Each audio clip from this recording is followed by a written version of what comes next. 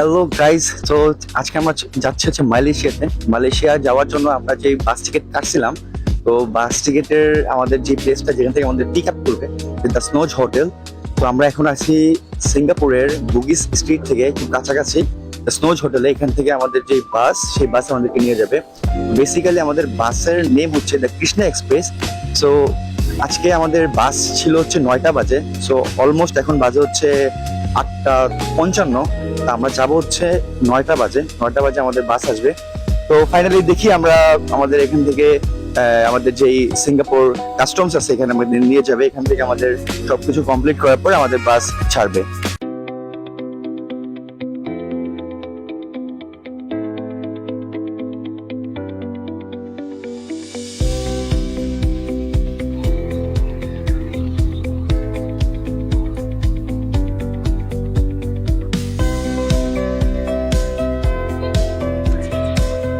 তো এখন আমরা আছি বাসের মধ্যে।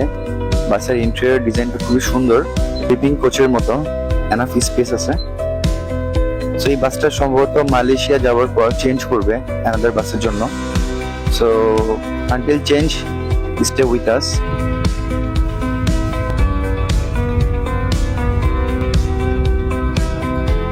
এটাই হলো সিঙ্গাপুর এবং মালয়েশিয়ার মধ্যবর্তী স্থান, এবং এই ব্রিজটাই হলো সিঙ্গাপুর এবং মালয়েশিয়াকে একসাথে করেছে। মালয়েশিয়ানরা যখন সিঙ্গাপুরে যায় অথবা সিঙ্গাপুরিয়ানরা যখন মালয়েশিয়া আসে, তখন তারা এই ব্রিজটা ব্যবহার করে।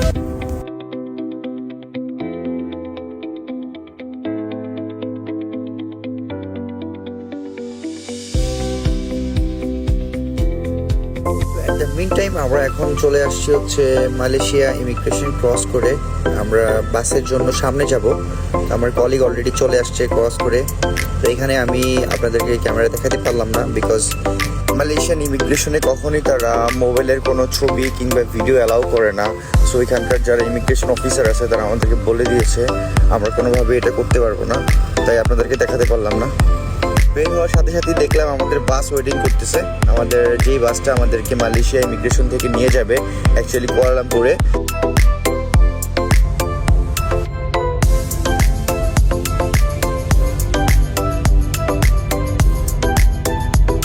গাইস, যাত্রা পথে আপনাদেরকে আরেকটি কথা বলে রাখি, আমাদের হোটেলের নাম হলো আলোর বোটানিক হোটেল। এটা একদম বুকিত বিংতাং এর মধ্যে অবস্থিত।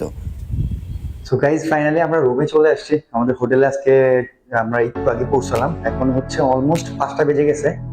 তো এত পরিমাণ জ্যাম ছিল, আমাদের বৃষ্টি আসছে আমাদের নামার সাথে সাথে।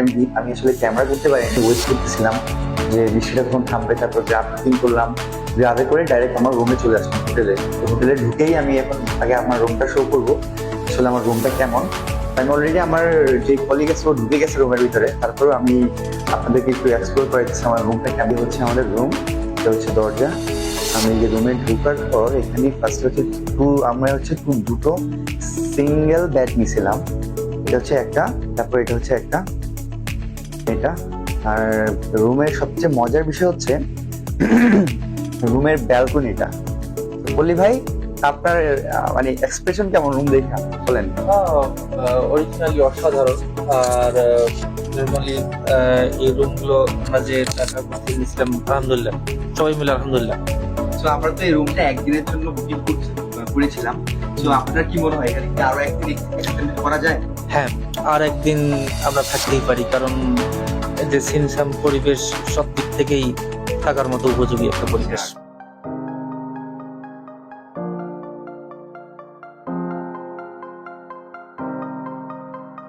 সো গাইস, সিঙ্গাপুর থেকে মালয়েশিয়া বাই ল্যান্ডে আপনি কিভাবে আসবেন এই ভিডিওতে আপনি দেখতে পারবেন। এই ভিডিওতে আমি সম্পূর্ণভাবে আমাদের ইমিগ্রেশন প্রসেস থেকে শুরু করে আমাদের মালয়েশিয়ার হোটেলে ওঠার আগ অবধি সব কিছু দেওয়া আছে। তাছাড়াও আমি কিভাবে হোটেল বুকিং করলাম, কিভাবে আমি বাসের টিকিট বুকিং করলাম, এই লিঙ্কগুলো আমি আমার ভিডিও ডেসক্রিপশনে দিয়ে দিব। সো গাইস, মালয়েশিয়া ট্রিপের পরবর্তী ভিডিও দেখার জন্য আপনারা আমার সাথেই থাকুন।